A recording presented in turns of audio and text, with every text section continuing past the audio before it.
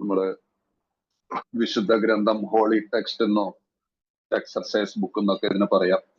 നമ്മൾ പഠിക്കുന്ന കാലത്ത് പഠിക്കുന്ന സ്കൂളിലൊക്കെ പഠിക്കുമ്പോൾ നമ്മൾ പറയുന്ന എന്താണ് എക്സർസൈസ് ബുക്ക്. എക്സർസൈസ് ബുക്കുകൾ പഠിച്ചാണ്, അതിൽ നിന്നാണ് മനസ്സിലാക്കിയിട്ടാണ് നമ്മൾ പരീക്ഷ എഴുതുന്നത്. ഇവിടെ പരീക്ഷയില്ല, പക്ഷെ ജീവിതം എന്ന എല്ലാം നമുക്കറിയാം നമ്മളെ തലത്തിലാണ് എയിലേക്ക് എത്തിച്ചേർന്നതെന്നും അതൊരു ദൈവാനുഗ്രഹമാണെന്നൊക്കെ നമുക്ക് ഒരു 2-3 മാസം കഴിയുമ്പോഴത്തേക്കും ചിലർക്ക് 1 മാസം കൊണ്ട് മനസ്സിലാവും, ചിലർക്ക് 10 ദിവസം കൊണ്ട് മനസ്സിലാവും. എനിക്കൊക്കെ ഒരു 5 മാസം കഴിഞ്ഞിട്ടാണ് മനസ്സിലായിരുന്നു. എനിവേ, അങ്ങനെ നമ്മൾ 1, 2, 3 പടികൾ ബിഗ് ബുക്കിൽ നിന്ന് മനസ്സിലാക്കി 4, 5 പടികൾ നമ്മൾ ഭയന്ന് നിന്നൊരു ആളുകളാണ്. 4, 5 പടികളിലേക്ക് നോക്കാൻ തന്നെ ധൈര്യപ്പെട്ടില്ല. പക്ഷെ നമ്മൾ അതിന് ഒരു സ്പോൺസറുടെ സഹായവും അതുപോലെ മീറ്റിങ്ങും ഈ ബുക്കിനെയും എടുത്ത് പഠിച്ചുകൊണ്ട് പോകുമ്പോൾ ഇത് വളരെ ലളിതമാണെന്ന് നമുക്ക് മനസ്സിലാവും. അപ്പൊ അതിന്റെ അർത്ഥം നമ്മൾ ഇത് ഒരു ശ്രമം നടത്തിയാൽ ഇത് ലളിതമാണ്. നമ്മൾ നോക്കിക്കൊണ്ട് നിന്ന് കഴിഞ്ഞാൽ അത് എപ്പോഴെങ്കിലും ചെയ്യാമെന്നുള്ളൊരു മനോഭാവം മനസ്സിൽ വന്നുപോയാൽ അത് പിന്നെ നടക്കൂല. അപ്പൊ 4-5 പടികള് ഇതെങ്ങനെ പ്രവർത്തിക്കുന്നു എന്നുള്ള ചാപ്റ്ററിൽ 4-ാം പടി, 3-4 പടികൾ, 3-4 പടികൾ അതിനകത്ത് കൊടുത്തിട്ടുണ്ടായിരുന്നു. അത് നമ്മൾ കഴിഞ്ഞതാണ്. പിന്നീട് ഇൻടു ആക്ഷൻ, പ്രവൃത്തി ഭാഗത്തിലേക്ക് എന്നുള്ള ചാപ്റ്ററിലാണല്ലോ നമ്മളതെ. അപ്പൊ അതില് വരുന്ന പടികളാണ് 5, 6, 7 പടികൾ. 4-5 പടികളുടെ ഇമ്പോർട്ടൻസ് നമുക്ക് ശരിക്കും മനസ്സിലായതാണ്. നമ്മൾ 4-ാമത്തെ പടി ചെയ്തപ്പോഴാണ് നമ്മുടെ യഥാർത്ഥ ചിത്രം തെളിഞ്ഞത്. എന്നിലുള്ള ആരൊക്കെയാണ് എനിക്ക് വിദ്വേഷമുള്ളത്, എനിക്ക് ദേഷ്യമുള്ളത്, എന്റെ സ്വഭാവത്തിലുള്ള വൈകല്യങ്ങള്, ലൈംഗികമായിട്ടുള്ള എന്റെ തെറ്റായിട്ടുള്ള ചില പ്രവർത്തികൾ, ഇതിലെല്ലാം ഞാൻ കടലാസിൽ പകർത്തി എഴുതിയിരുന്നു. അപ്പൊ അവിടെ ഒരു സ്റ്റെപ്പിലും നമുക്ക് ഒരു വലിയൊരു വാർണിംഗ് ആയിട്ടൊന്നും എങ്ങും എഴുതിയിട്ടില്ല. പക്ഷെ 4-ാമത്തെ പടിയിലും 5-ാമത്തെ പടിയിലും വാർണിംഗ്, ഒരു മുന്നറിയിപ്പ് നമുക്ക് വരുന്നുണ്ട്. നമ്മൾ ഈ മറ്റുള്ളവരെ ദ്രോഹിക്കുന്നവരുടെയൊക്കെ ലിസ്റ്റ് എടുക്കുന്നുണ്ടല്ലോ. അപ്പൊ അത് ഇതിനകത്ത് 4-ാമത്തെ പടിയിൽ പറഞ്ഞിട്ടുണ്ട്. നമ്മൾ വായിച്ചു പോയതാണ്, അങ്ങോട്ട് ബുക്ക് പേജിലേക്കൊന്നും പോകുന്നില്ല. ഞങ്ങൾ ഈ മറ്റുള്ളവരെ ദ്രോഹിക്കുന്നത് തുടർന്നാൽ നമ്മൾ മദ്യപിക്കുക തന്നെ ചെയ്യും. അതുപോലെ തന്നെ 5-ാമത്തെ പടി, 4-ാമത്തെ പടി, 5-ാമത്തെ പടിയിൽ പറയുമ്പോഴും നമ്മൾ ഭയന്ന് നിൽക്കാതെ തുറന്ന് ദൈവത്തിന്റെ മുമ്പിലും മറ്റൊരു വ്യക്തിയുടെ മുമ്പിലും തന്നോട് തന്നെയും തന്റെ ഈ തെറ്റുകൾ, തന്റെ കുറവുകൾ, തന്റെ യഥാർത്ഥ ചിത്രത്തെ തുറന്ന് കാണിക്കുക.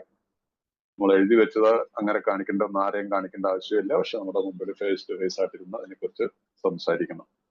ഈ പടി ഒഴിവാക്കിയാൽ, if you skip this vital step എന്ന് പറയുന്നത്, ഈ പടി ഒഴിവാക്കിയാൽ പറഞ്ഞാൽ വളരെ ഇമ്പോർട്ടന്റ് ആയിട്ടുള്ള ഈ 5-ാമത്തെ പടി ഒഴിവാക്കിയാൽ നിശ്ചയമായും നിങ്ങൾ കുടിച്ചിരിക്കും. അതാണ് ബിഗ് ബുക്ക് പറയുന്നത്. അപ്പൊ അതിന്റെ ഇമ്പോർട്ടൻസ് നമുക്ക് മനസ്സിലായില്ലേ. അപ്പൊ 4-5 പടികൾ. അപ്പൊ ഞാൻ അന്ന് പറഞ്ഞിരുന്നു 4-ാമത്തെ പടിയുടെ ഈ ഭാഗത്തൂടെ കയറുന്നപ്പോ ചില പറഞ്ഞ ആർക്കും 4-ാമത്തെ പടി ചെയ്യാനായിട്ട് താല്പര്യമുണ്ടെങ്കിൽ വളരെ ലളിതമാണ്. ചെയ്യാൻ താല്പര്യമുള്ളവർ കുറച്ചുപേര് താല്പര്യം കാണിച്ചു, കുറച്ചു പേർക്ക് അതിന്റെ കുറച്ച് സഹായകരമായിട്ടുള്ള കുറച്ച് കാര്യങ്ങളൊക്കെ അയച്ചു കൊടുത്തു. ചിലര് റെസ്പോണ്ട് ചെയ്യുന്നുണ്ട്, സന്തോഷമുള്ള കാര്യമാണ്. അപ്പൊ അത് പക്ഷെ എനിക്കെപ്പോഴും ഒരു നല്ല ഉറപ്പുണ്ട്, ഒരു നല്ലൊരു വിഭാഗം നമ്മുടെ അംഗങ്ങളും ഈ 4-5 പടികളിൽ വരുമ്പോൾ ഒന്ന് ശങ്കിച്ചു നിൽക്കുന്നവർക്ക് ശരിയായിട്ടുള്ള രീതിയിൽ തന്നെ ചെയ്യണം. മനസ്സിലായില്ലേ? എങ്ങനെയെങ്കിലും തട്ടിക്കൂട്ടി ചെയ്യുന്ന ഒരു പടിയല്ല 4-ാമത്തെ 5-ാമത്തെ പടി. അപ്പൊ ബിഗ് ബുക്ക് രീതി തന്നെ ചെയ്യാവുന്നതാണ് ഉചിതം. പല രീതിയിലൊക്കെ ഏതായാലും ഞാൻ ആ ഒരു ഇതിലേക്കൊന്നും പോകുന്നില്ല. അപ്പൊ അതുകൊണ്ട് കഴിയുന്ന ഇപ്പോഴും പറയുന്നു, ആർക്കെങ്കിലും ഇപ്പോഴും 4-5 പടികൾ ചെയ്യാൻ താല്പര്യമുണ്ടെങ്കിൽ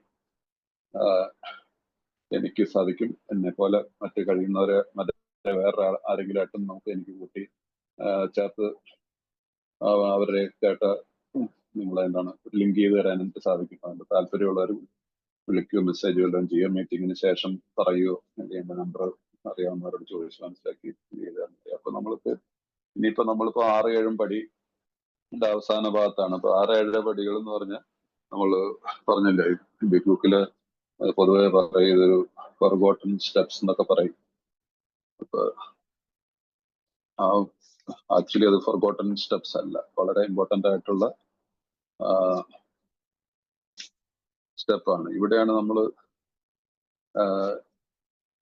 6-7 പടി 2 പാരഗ്രാഫ് ആണെങ്കിൽ അതിനുശേഷം കുറെ പേജുകൾ കഴിഞ്ഞതിന് ശേഷമാണ് പിന്നെ 9, 10, 11, 8-ാമത്തെ പടി മുതലുള്ള ഭാഗത്തേക്കൊക്കെ വരുന്നത്. അപ്പൊ അതിന്റെ അർത്ഥം നമുക്ക് ഇതിനകത്ത് കുറച്ച് നന്നായിട്ട് വർക്ക് ചെയ്യേണ്ട ഒരു പടിയാണ് ഈ 6-7 പടികൾ.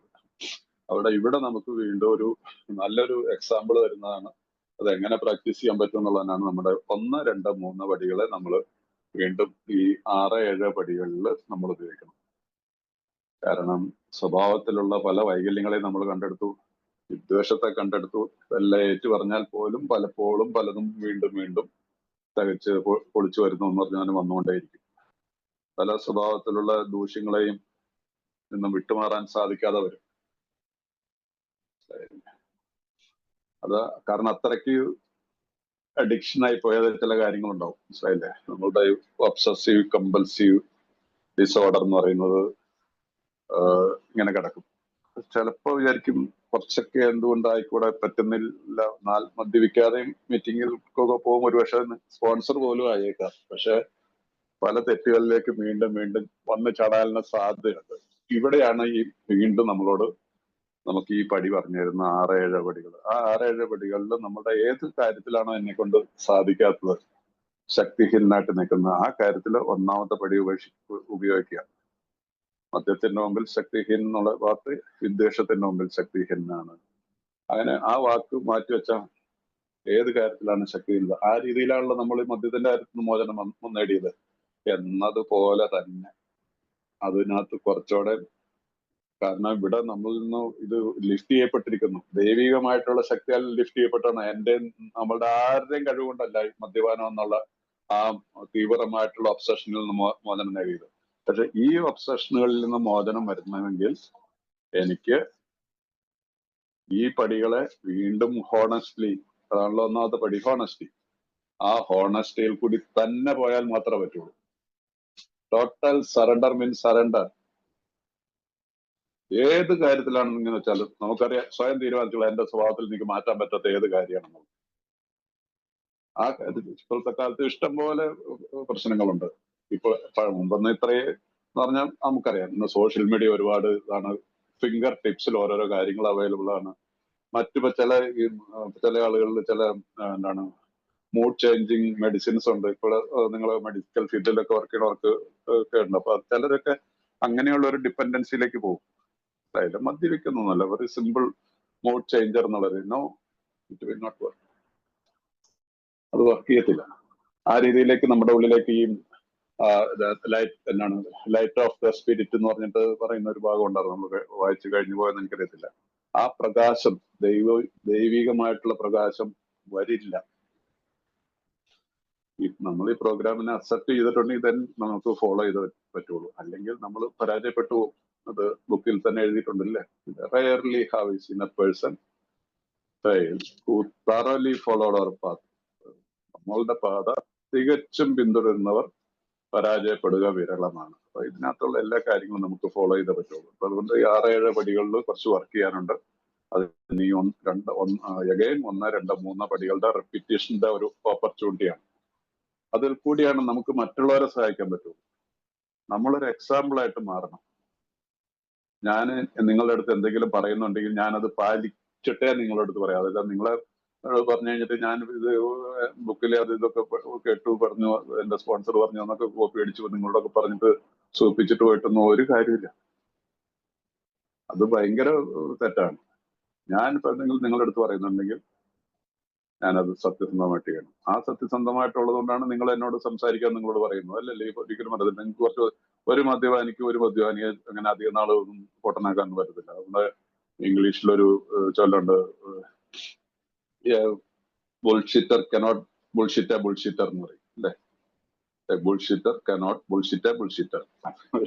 ഒരു മദ്യപാനി വേറെ മദ്യപാനിയെ വട്ടം ചുറ്റിക്കാനൊന്നും അധികം നാളൊന്നും പറ്റത്തില്ല. കുറച്ച് ദിവസം കഴിയുമ്പോൾ മനസ്സിലാവും നമ്മളെ വട്ടം ചുറ്റിക്കാനാണ് അവന്റെ ഇന്റൻഷൻസ് ശരിയല്ല എന്ന് നമുക്ക് മനസ്സിലാവും. പക്ഷെ സത്യസന്ധതയെ തിരിച്ചറിയാനുള്ള കഴിവ് എല്ലാവർക്കും ഉണ്ടാവും. സത്യസന്ധത എന്ന് പറയുന്നിട്ടുണ്ടെങ്കിൽ അതിനകത്ത് സ്നേഹമുണ്ട്, കരുതലുണ്ട്, എളിമയുണ്ട്. ഇതെല്ലാം നമുക്ക് മനസ്സിലാവും പെട്ടെന്ന്. എല്ലാവരും നമുക്ക് മനസ്സിലായില്ലേ? ഇന്നലെ ആയിരുന്നല്ലോ, ഇന്നലെ അല്ലായിരുന്നു, തിങ്കളാഴ്ച. യെസ്, നമ്മുടെ പോപ്പ് പിതാവ് നമ്മളെ എല്ലാം വിട്ടു പിരിഞ്ഞു. ഇതുപോലൊരു പോപ്പ് അടുത്ത കാലത്ത് ഉണ്ടായാല് ജോൺ പോൾ സെക്കൻഡ് അതിനൊരു ദിവ്യനായിട്ട് ഇദ്ദേഹം ഒരു ദിവ്യനായിട്ട് എനിക്ക് വന്നാൽ അധികം താമസിയാതെ തന്നെ അദ്ദേഹത്തിന് ഒരു സെയിന്റ് റൂട്ട് കിട്ടാനുള്ള സാധ്യത. അദ്ദേഹത്തിന്റെ എളിമ എത്രയെന്നുള്ള അവസാനത്തെ പുള്ളിയുടെ റൈറ്റിംഗ്സ് ഒക്കെ വായിച്ചു കഴിഞ്ഞാൽ നമുക്ക് മനസ്സിലാവും. ഇതുപോലെ എളിമപ്പെടാൻ ഒരു വ്യക്തിക്ക് സാധിക്കും. നമ്മളുടെ കയ്യിലേക്ക് എന്തെങ്കിലുമൊക്കെ വന്നു കഴിയുമ്പോൾ നമ്മളിൽ എന്ത് അഹങ്കാരം വരുന്നു. എത്ര ലളിതമായിട്ട്, എത്ര ഇതിനു മുമ്പ് നടന്നിട്ടുള്ള പോപ്പുമാരുടെയൊക്കെ സംസ്കാര ചടങ്ങുകൾ നമ്മൾ കണ്ടിട്ടുള്ളവർക്ക് കുറച്ച് പേർക്ക് ചിലപ്പോൾ അടുത്തടുത്താണല്ലോ. രണ്ടു മൂന്ന് ജോൺ പോൾ സെക്കൻഡിനെയൊക്കെ ഈ തലമുറയിലുള്ളവർ കണ്ട. അതിനുശേഷം പോപ്പ് ബെനഡിക്റ്റിന് കണ്ടതാണ്. അദ്ദേഹത്തിന്റെ നമ്മൾ കാണാൻ പോകുന്നത്. പക്ഷെ അദ്ദേഹം കൃത്യമായിട്ട് എഴുതി വെച്ചാണ് ലളിതമായിട്ട് 12 പുള്ളിയുടെ പേര് പോലും പോപ്പ് ഫ്രാൻസിസ് ഒന്നാമൻ എന്ന് പറഞ്ഞ് എഴുതേണ്ടതാണ്. സിമ്പിൾ ഫ്രാൻസിസ് എന്ന് മാത്രം എഴുതിയാ മതി അദ്ദേഹം പറഞ്ഞു. അതും സെന്റ് പീറ്റേഴ്സ് ബസിലിക്കയിൽ വേണ്ടെന്ന് പറഞ്ഞിരിക്കുക. ആദ്യമായിട്ടാണ് ഒരു പോപ്പിന് വേറൊരു ബസിലിക്കയിൽ സെന്റ് മേരീസ്. കാരണം അദ്ദേഹം മാതാവിൽ ആശ്രയിച്ചാണ് പുള്ളിയുടെ പ്രാർത്ഥനകൾ മുഴുവനായിരുന്നത്. എനിവേ ഞാൻ പറയുന്നത് ഇനി ഹ്യൂമിലിറ്റി, അതിനെന്നും അതാണ് ഏറ്റവും വലിയ കാര്യം. നമ്മൾ താഴ്ന്നു കൊടുക്കാനായിട്ട് സന്നദ്ധനാണ്. എന്നില്ല ഞാനെന്നുള്ള അഹംഭാവത്തെ കളയണം. ഇതെല്ലാം പാസിംഗ് ആണ്, മനസ്സിലായില്ലേ? ഇതെല്ലാം കഴിഞ്ഞു പോകുന്ന ഈ ലോകത്ത് എത്രയോ വലിയ സംഭവങ്ങൾ വന്നു, ഇതെല്ലാം കഴിഞ്ഞു. മഹാന്മാര് വന്നു, എല്ലാം പോയിക്കൊണ്ടിരിക്കുകയാണ്. അപ്പൊ ഈ ടെമ്പററി ആയിട്ടുള്ള ഒരു കുറച്ചു കാലം നമുക്ക് കിട്ടി, അതിന്റെ ഒരു നല്ലൊരു പങ്ക് നമ്മൾ മദ്യപിച്ച് നശിപ്പിച്ചു കളഞ്ഞു, മരിച്ചവരായി പോയി. അവിടുന്ന് വീണ്ടും നമുക്ക് ഒരു പുനർജനം തന്നിരിക്കുന്നതാണ് ആൽക്കഹോളിക്സ് അനോണിമസ് എന്ന് പറഞ്ഞ. ഈ നൂറ്റാണ്ടെന്നുള്ളതല്ല, എന്നും ഇതൊരു ഏറ്റവും വലിയൊരു മഹാത്ഭുതമായിട്ട് തന്നെ നിൽക്കും ആൽക്കഹോൾ അനോണിമസ്. ഇന്നും മരുന്നില്ല, ഇന്നും മെഡിസിൻ ഇല്ല. അപ്പൊ ഇത് വളരെ സിമ്പിൾ ആയിട്ടുള്ള ഒരു ചെറിയ ഒരു 12 പടികൾ നമുക്ക് തന്നേക്കുന്നു. അതിനെ ഫോളോ ചെയ്ത് കഴിഞ്ഞാൽ ഒരു ഒറ്റ ദിവസത്തെ പരിപാടിയിൽ ഇന്നത്തെ ദിവസത്തിൽ കോൺസെൻട്രേറ്റ് ചെയ്ത് ജീവിക്കുകയാണെങ്കിൽ വളരെ സന്തോഷമായിട്ട് ജീവിക്കാൻ പറ്റും. അപ്പൊ അത് തെളിയിച്ചവരാണ് ഈ നമ്മുടെ പഴമക്കാർ, ഇതിന്റെ ഫൗണ്ടിങ് ഫാദേഴ്സ്. അപ്പൊ അതിന്റെ ഇതൊന്നും ഒരു കോയിൻസിഡന്റ് ആയിട്ടൊന്നും സംഭവിച്ചതല്ല, ദൈവത്തിന്റെ പദ്ധതിയിൽ കൂടിയാണ് ഇത് ഉണ്ടായതല്ല. ഇതിന്റെ ആ ഫൗണ്ടിങ് ഫാദേഴ്സും നമ്മളെ സപ്പോർട്ട് ചെയ്തിട്ടുള്ളതും നമ്മളെ ഹെൽപ്പ് ചെയ്തിട്ടുള്ളതുമായിട്ടുള്ള ആളുകൾ ഒരേ കാലഘട്ടത്തിൽ ജീവിച്ചിരിക്കുന്നു എന്നുള്ളത് വലിയൊരു മഹാത്ഭുതമാണ്. ഞാൻ അന്ന് ഈ മീറ്റിംഗിലാന്ന് പറഞ്ഞത് അല്ലേ, സിഗ്മണ്ട് ഫ്രോയിഡ് മുതൽ കാൾ ജൂങ്, സിൽക്വർത്ത്, ബുക്മാൻ, സാം ഷൂമേക്കർ, ഹെഡ്ഡോളിങ്, പിന്നെ സിൽക്വർത്ത്, പിന്നെ ആരുണ്ട്, എത്ര പേര്. അവരെല്ലാവരും ഒരേ കാലഘട്ടത്തിൽ ജീവിച്ചിരുന്നു. അതേ കാലഘട്ടത്തിൽ ആൽക്കഹോളിക്സ് അനോണിമസ് ഉണ്ടായത് എന്താ വെറുതെ കോയിൻസിഡന്റ് അല്ല അല്ലെ? അപ്പൊ ദൈവത്തിന്റെ ഒരു പദ്ധതിയാണ്. അപ്പൊ അതിനെ നമ്മൾ ഫോളോ ചെയ്യാതെ നമ്മൾ കണ്ണടച്ചിട്ട് ഒരു സൈഡിൽ മാറ്റി വെച്ചിട്ട് തന്നിഷ്ടത്തില് തന്നിഷ്ടത്തിൽ ജീവിച്ചു കഴിഞ്ഞാൽ അത് എത്രമാത്രം സക്സസ് ആവുന്നുള്ള കാര്യത്തിൽ വളരെ സക്സസ് ആവില്ല. അങ്ങനെയുള്ളവരാണ് നമ്മുടെ ഏത് ഇന്നത്തെ റിക്കവറി റേറ്റ് ഇന്റർനാഷണലി 6% എത്തി ആക്കിയിരിക്കുക. നമ്മുടെ ഇന്ത്യയിൽ 1.5% ഉള്ളൂ. 100 പേര് ഇന്ന് ഇന്ത്യയിൽ വരുന്നതിൽ 1.5 പേരോ 2 പേരോ കഷ്ടിയെത്തിയാണ് റിക്കവറിയിലാവുന്നത്. റിക്കവറി എന്ന് പറഞ്ഞാൽ ഒരു വർഷത്തെ റിക്കവറി അല്ല, ദീർഘനാളത്തെ ലോങ് ടൈമിലുള്ള റിക്കവറി ആയിട്ട് അത് പോയാലാണ്. അപ്പൊ അത് ഇങ്ങനെ ഈ പടികൾ പ്രാക്ടീസ് ചെയ്യുന്നവർ എന്നും പ്രോഗ്രാമിലുണ്ടാവും. അവരുടെ എളിമ ഉണ്ടാവും, അവർക്ക് മറ്റൊരാളെ സഹായിക്കാനുള്ള കഴിവുണ്ടാവും, അവർക്ക് മറ്റുള്ളവരെ ഇങ്ങനെ എന്തെങ്കിലും പറഞ്ഞ് കൂളാക്കാനൊന്നും പറ്റത്തില്ല. അപ്പൊ അങ്ങനെയുള്ളവർ കുറെ കഴിയുമ്പോൾ മീറ്റിങ്ങിന് പോകും. അത് നമ്മുടെ അതൊരു പാപമാണല്ലോ. നമ്മുടെ സ്വന്തം വളർച്ചയെ ഞാൻ അറിഞ്ഞുകൊണ്ട് ബോധപൂർവം ഈ പ്രോഗ്രാമിനെ മനസ്സിലാക്കാൻ ശ്രമിക്കാതിരിക്കുകയും, ഞാൻ ബോധപൂർവം ഈ പ്രോഗ്രാമിലേക്ക് വന്ന ഒരാളെ തെറ്റായിട്ടുള്ള വഴി കാണിച്ചു കൊടുത്ത് രണ്ടുപേരും വഴി നഷ്ടപ്പെട്ടു എന്നുള്ളത് രണ്ട് പാപമുള്ളൂന്നല്ലേ നമ്മുടെ ബിഗ് ബുക്കിൽ പറയുന്നത്. ഏഴ് 2 പാപമുള്ളൂ. അപ്പൊ അതിനൊക്കെ വലിയ അർത്ഥങ്ങളുണ്ട് അവരാ ഉപയോഗിച്ചിരിക്കുന്ന വാക്കുകൾക്ക്. സോ എനിവേ ഇത്തിരി സമയം എടുത്തു തോന്നും. എനിവേ അപ്പൊ നമുക്ക് ഇന്ന് നമ്മൾ കഴിഞ്ഞ ദിവസം നമ്മൾ വന്നത് 80ാമത്തെ പേജിലാണ് മലയാളത്തില്. 80ാമത്തെ പേജ് മലയാളത്തിലും ഇംഗ്ലീഷിലാണെങ്കിൽ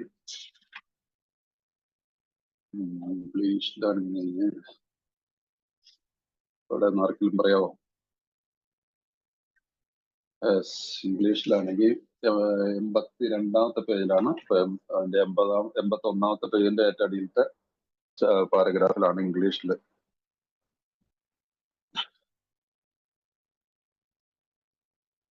ചില മലയാളത്തിലുള്ള ട്രാൻസ്ലേഷനിൽ ഒരു പാരഗ്രാഫിനെ 2ആയിട്ടൊക്കെ സ്പ്ലിറ്റ് ചെയ്തിട്ടുള്ളത്. ചിലപ്പോൾ ഇതിൽ നിന്ന് കണ്ടുപിടിക്കാനായിട്ടൊക്കെ ബുദ്ധിമുട്ട് വരും. അതുകൊണ്ട് ഞാൻ ചിലപ്പോൾ പറയുമ്പോൾ അങ്ങോട്ടും ഇങ്ങോട്ടും ഇച്ചിരിയൊക്കെ മാറിപ്പോയൊന്നും ക്ഷമിച്ചേക്കണം. അപ്പൊ ഇനി നമുക്ക് പോകാനുള്ളത്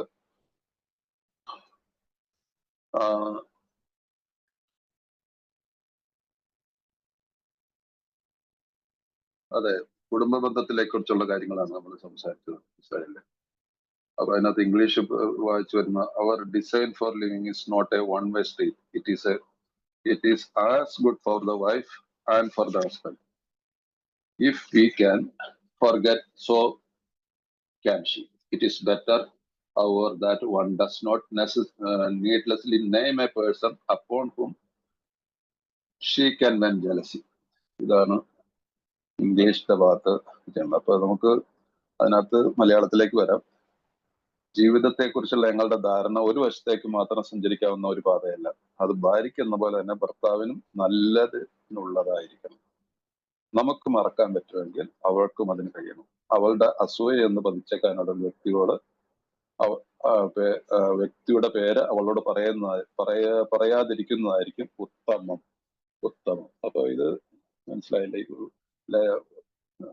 മദ്യപാനികളുടെ ജീവിതത്തിൽ വളരെ റയർലി ഒക്കെ സംഭവിക്കാനുള്ള സാധ്യതയുണ്ട്, മനസ്സിലായില്ലേ?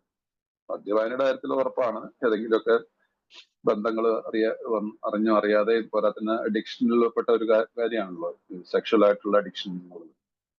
അപ്പൊ അത് ചിലപ്പോ ഒരു കുറെ നാളുകൾ ഈ ഭർത്താവിന്റെ അവഗണനയ്ക്ക് പാത്രമാകുന്ന ഭാര്യമാര് ചിലപ്പോഴെങ്കിലൊക്കെ ഏതെങ്കിലുമൊക്കെ തെറ്റായിട്ടുള്ള ഒരു അതിര് കഴിഞ്ഞ ബന്ധത്തിലേക്ക് പോകണമെന്നില്ല, പോയിട്ടുമുണ്ട്, സംഭവിക്കുന്നതൊക്കെ നമുക്കറിയാം.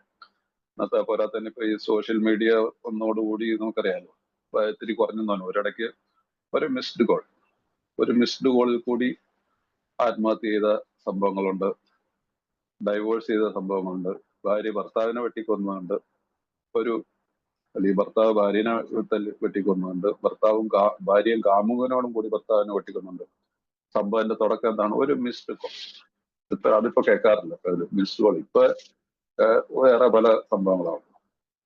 ഇപ്പൊ വാട്സപ്പുമായി, പണ്ട് വാട്സപ്പ് ഒന്നും നടന്നില്ല, അങ്ങനെ പല കാര്യങ്ങൾ. അപ്പൊ അതുകൊണ്ട് ഇവിടെ ഇങ്ങനെയൊക്കെ സംഭവിക്കാനുള്ള സാധ്യതകളുണ്ട്. നമുക്കൊരു ജീവിത ശൈലി എന്നുണ്ട്. ആ ശൈലിയിൽ എന്നോട് എല്ലാവരും ക്ഷമിക്കണം, ഞാൻ ആരോടും ക്ഷമിക്കില്ല. ഈ കാര്യം നമുക്കുണ്ട്. അതിപ്പോ ഈ വൈഫിനോട് മാത്രമല്ല, നമ്മുടെ കുടുംബത്തിൽ മറ്റ് ചേട്ടനോടോ അനിയന്മാരോടോ അച്ഛനോടോ അമ്മോടൊക്കെ വരാൻ വഴിയുണ്ട്. പക്ഷെ ഇവിടെ നമുക്ക് അതുകൊണ്ട് ഇവിടെ ഭാര്യയെ കുറിച്ചാണ് സംസാരിക്കുന്നത്, ഈ ഭാഗത്ത് കുടുംബ ബന്ധത്തിലോടാണ്. അതുകൊണ്ട് അത് ഭാര്യയ്ക്കെന്ന പോലെ ഭർത്താവിനെന്നുള്ള പറഞ്ഞു നമുക്ക് മറക്കാൻ പറ്റുമെങ്കിൽ അവൾക്കും അതിന് കഴിയും. അപ്പൊ നമുക്ക് അവർക്ക് എന്തെങ്കിലും ഒരു തെറ്റാ, ഒരു അബദ്ധമോ, അങ്ങനെ എന്തെങ്കിലും നമ്മളറിയാതെ എന്തെങ്കിലും ഒരു കാര്യത്തിൽ അവർ പെട്ടുപോയിട്ടുണ്ടെങ്കിൽ നമുക്ക് മനസ്സിലാക്കാം. കാരണം കുഞ്ഞുങ്ങളുണ്ടാവും, 2-3 മക്കളൊക്കെ ഉണ്ടെങ്കിൽ അവിടെ ഇത് വലിയൊരു ഇഷ്യൂ ആക്കി കൊണ്ടുവന്നു കഴിഞ്ഞിട്ടുണ്ടെങ്കിൽ ചില ആളുകൾക്ക് പറ്റത്തില്ല. ഇങ്ങനെയുള്ള ചില വ്യക്തികളെ കൂടി ഞാൻ വർക്ക് ചെയ്യുന്നുണ്ട്, മനസ്സിലായില്ലേ? അതുകൊണ്ട് ഞാൻ പറയുന്നു. അപ്പൊ അതുകൊണ്ട് നമുക്കിവിടെ അതാണ് ഈ ഫോർഗെറ്റ് ഈച്ച് അതർ എന്ന് പറയും നമ്മുടെ പ്രോഗ്രാം പ്രകാരം. We are to forget. അപ്പൊ ഞാൻ അതിന് സന്നദ്ധനായിരുന്നെങ്കിൽ അവരും നമ്മളോട് പറയും. അപ്പൊ അവിടെ എന്താ സംഭവിക്കുന്ന? ഒരു പുതിയൊരു ബന്ധം തീർച്ചയായിട്ടും ഉരുത്തിരിഞ്ഞു വരും. പക്ഷെ വേറൊരു കാര്യം അവിടെ ശ്രദ്ധിക്കാനുള്ള, ഇങ്ങനെയുള്ള റിലേഷൻഷിപ്പിൽ ചിലപ്പോ നമ്മൾ ഒരു ഹോണസ്റ്റ് ആയിട്ട് രണ്ടുപേരും കൂടെ രമ്യതയിലിട്ട് കഴിയുമ്പോൾ ഈ ഭാര്യയ്ക്ക് ഒരു താല്പര്യം തോന്നും, ഇത് ആരായിരുന്നു കക്ഷി. ഭർത്താവിന് ഭാര്യമാരുടെ കാര്യത്തിൽ വളരെ റെയർ ആയിരിക്കും. കാരണം നമുക്ക് എല്ലാവർക്കും കിട്ടിയിട്ടുള്ളത് വളരെ നല്ല ഭാര്യമാരെയാണ് കിട്ടിയിട്ടുള്ളതെന്നാണ് ലോകമെമ്പാടും പറയുന്ന പൊതുവെ പറയുന്നത്. വളരെ റെയർ ആയിട്ടുള്ള ചില കേസുകളിൽ മാത്രമൊക്കെ ആയിരിക്കും എന്തെങ്കിലുമൊക്കെ ഒരു ഇതുള്ളൂ. അപ്പൊ അതുകൊണ്ട് അവരുടെ പേര് പറയരുത്. കാരണം നമ്മളൊരു പേര് ഇന്ന ആളൊക്കെയായിരുന്നൊക്കെ പറഞ്ഞു കഴിഞ്ഞാൽ അവിടെ ഒരു ജലസി എന്ന് പറഞ്ഞൊരു സംഭവം കൂടും. എന്ന് പറയുന്നത് അസൂയ എന്ന് പതിച്ചേക്കാൻ ഇടയുള്ള ഒരു വ്യക്തിയാണ് അസൂയ. ആ വാക്ക് ശ്രദ്ധിക്കണം. അവളുടെ അസൂയ എന്ന് പറഞ്ഞാൽ വീണ്ടും ഒരു ക്യാരക്ടർ ഡിഫക്ട് ഞാൻ എന്റെ ഭാര്യയുടെ ഉള്ളിൽ പാകി കൊടുക്കുകയാണ്, മനസ്സിലായില്ലേ? നമ്മൾ ഈ അസൂയ ഇതെല്ലാം ഒഴിവാക്കി തീർത്തിട്ട് നിൽക്കുകയാണ്. പക്ഷെ കൂടുതൽ ഭയങ്കര സത്യസന്ധതയ്ക്ക് പോയി കഴിഞ്ഞിട്ടുണ്ടെങ്കിൽ വീണ്ടും പ്രശ്നങ്ങൾ ഉണ്ടാവും. സോ അത് ഒഴിവാക്കുക, അതാണ് ഉചിതം. കഴിഞ്ഞത് കഴിഞ്ഞ് ഇനി പേരും വീരും എന്ന് അറിയേണ്ട കാര്യമില്ല. ഞാനത് ഉപേക്ഷിച്ചു, നമ്മളത് മറന്നേക്കുക, ഞാൻ അപ്പുറത്തേക്ക് പോകണ്ട. ചിലർ വലിയ സത്യസന്ധതയോടുകൂടി ചിലപ്പോൾ കൂടുതൽ പേരും നാളും വീട്ടുകാരും എന്തായിരുന്നു കാര്യങ്ങൾ എന്നൊക്കെ പറഞ്ഞ് അതിന് പോകരുത്. സിമ്പിളായിട്ട് ഈ കാര്യത്തെ കൈകാര്യം ചെയ്യുക. വളരെ സെൻസിറ്റീവ് ആയിട്ടുള്ള ഒരു ഇഷ്യൂ ആണ്. നിങ്ങളിതിനെ ഇതായിട്ടെടുക്കരുത്. ഞാൻ കൂടുതൽ ഇതിനെക്കുറിച്ച് സംസാരിക്കുന്നുണ്ട്. അത് പെട്ടുപോയിട്ടുള്ളവർ അതിൽ നിന്ന് ഓവർകം ചെയ്യാനായിട്ട് ഇപ്പോഴും ഒരുപാട് സ്ട്രഗിൾ ചെയ്യുന്നുണ്ട്. അതുകൊണ്ടാണ് ഞാൻ പറയുന്നത് കേട്ടോ. ഇനി അടുത്തത്, ഒന്നും മറച്ചു വെക്കാതെ വെട്ടിത്തുറന്ന് പറയേണ്ടതായിട്ടുള്ള ചില സാഹചര്യങ്ങൾ ചിലപ്പോൾ ഉണ്ടാകും. അത്തരം ഒരു ഗൂഢമായ സാഹചര്യത്തെ കുറിച്ച് പുറത്തുള്ള ഒരാൾക്ക് ഒന്നും മനസ്സിലാവുന്നില്ല. കഴിഞ്ഞതൊക്കെ കഴിഞ്ഞു എന്നാണ് സദ്ബുദ്ധിയുടെയും സ്നേഹാർദ്രമായ ദയയുടെയും മാർഗമെന്ന് രണ്ടുപേരും തീരുമാനിച്ചേക്കാം. ഇരുവരിൽ ഓരോ ആളും മറ്റേയാളിന്റെ സന്തോഷം മനസ്സിൽ കരുതി അതിനായി പ്രാർത്ഥിച്ചേക്കാം. നാം നേരിടുന്നത് ഏറ്റവും ഭയങ്കരമായ മനുഷ്യവികാരമായ അസൂയയോടാണെന്ന കാര്യം എപ്പോഴും കരുതിയിരിക്കുക. ഈ വാചകം ശ്രദ്ധിക്കണം, ചുമ്മാ വെറുതെ വായിച്ചു പോകരുത്. ഇരുവരിൽ ഓരോ ആളും മറ്റേയാളിന്റെ സന്തോഷം മനസ്സിൽ കരുതി അതിനായി പ്രാർത്ഥിച്ചേക്കാം. ഇതിനകത്തുള്ള അടുത്ത വാക്കാണ്, നാം നേരിടുന്നത് ഭയങ്കരമായ മനുഷ്യവികാരമായ അസൂയയോടാണെന്ന കാര്യം എപ്പോഴും കരുതി. മാരക പാപങ്ങളിൽ ഒന്നാണ്. അതിനകത്ത് ഇവിടെ നമ്മുടെ മാനുഷികമായിട്ടുള്ള മനുഷ്യവികാരമായ അസൂയയോടാണെന്ന കാര്യം പഠിക്കുക. നേർക്ക് നേരെയുള്ള ഒരു ഏറ്റുമുട്ടലിന് പകരം ഏതെങ്കിലും ഒരു പാർശ്വഭാഗത്തെ കൂടിയുള്ള അക്രമമാണ് നല്ലതെന്ന് ഒരു നല്ല പട്ടാള മേധാവി കരുതപ്പെടുന്നു. അപ്പോ ഇവിടെ എന്താ എഴുതിയിരിക്കുന്നത്, ഇംഗ്ലീഷിൽ കൂടെ നോക്കുകയാണെങ്കിൽ, yes, each might pray about it, having the other ones happiness uppermost in mind. Keep it always in sight. We are dealing with the most terrible human emotion, jealousy. Most terrible human emotion, that is jealousy. The good generalship may decide that the problem be attacked on the flank rather than the risk of face-to-face combat. The good generalship, ഒരു നല്ലൊരു leadership, അല്ലെങ്കിൽ ഇവിടെ പട്ടാള മേധാവി എന്നാണ് പറയുന്നത് മലയാളത്തിൽ ചെയ്തിരിക്കുന്ന, അതായിരിക്കും പട്ടാള മേധാവിയായിരിക്കും ഗുഡ് ജനറൽഷിപ്പ് എന്ന് ഉദ്ദേശിക്കുന്നത്. ഏതായാലും എന്താ അതിന്റെ അർത്ഥം നമുക്ക് മനസ്സിലാക്കിയെടുക്കുക എന്നുള്ളൂ. ഇതാണ്, നേർക്ക് നേരെയുള്ള ഒരു ഏറ്റുമുട്ടലിന് പകരം ഏതെങ്കിലും പാർശ്വഭാഗത്തിലുള്ള ആക്രമണമാണെന്നാണ് മലയാളത്തിൽ എഴുതിയിരിക്കുന്നത്. ഇംഗ്ലീഷിൽ എഴുതിയിരിക്കുന്നത് decide to the problem attacked on the attacked. Yes, ഏറ്റവും flank rather than risk a face to face combat. അപ്പൊ നമുക്ക് അറിയാം, യുദ്ധത്തിലൊക്കെ അങ്ങനെയൊക്കെ ആയിരിക്കും ചെയ്യുന്നത്. നേർക്ക് നേരെ വെടിവെക്കാതെ എതിരാളി വരുന്ന വഴികളെ മനസ്സിലാക്കിയിട്ട് നമ്മള് ആ എതിരാളിയെ വളഞ്ഞിട്ട് ആക്രമിക്കാൻ പറയില്ല. എന്നപോലെ തന്നെ ഈ വൈകാരികമായിട്ടുള്ള ഈ കുറവിനെ നമ്മൾ മനസ്സിലാക്കാനായിട്ട് പോവുക. ഇവിടെ പ്രാർത്ഥനയാണ് അതിന്റെ ആയുധം, വേറെ ഒന്നും ഏറ്റവും ഒന്നുമില്ല. അല്ലാതെ നമ്മൾ നേരിട്ടിട്ട് എല്ലാം നേരെ അങ്ങോട്ട് പറയാനായിട്ട് നിൽക്കാൻ പോയി കഴിഞ്ഞാൽ ചിലപ്പോൾ അതിൽ നമ്മൾ പരാജയപ്പെട്ടു പോകും.